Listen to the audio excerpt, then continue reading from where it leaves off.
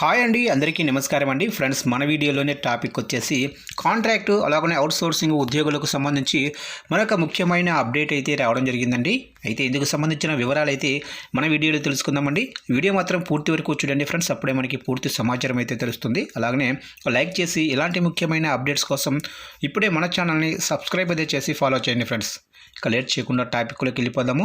ఇక Telangana tourism శాఖలోనే contract outsourcing ఉద్యోగుల సమస్యలు పరిష్కరించాలని సిపిఐ డిమాండ్ చేసింది.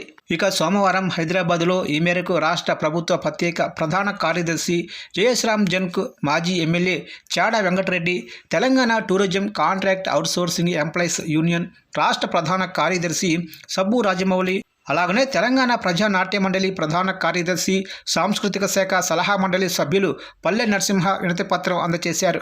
పర్యాటక శాఖలో పనిచేస్తున్న అవుట్సోర్సింగ్ కాంట్రాక్ట్ కార్మికులకు సమాన పనికి సమాన వేతనం ఇవ్వాలని, ఉద్యోగ విరమణ వయసును 61 ఏళ్లకు పెంచాలని కోరారు.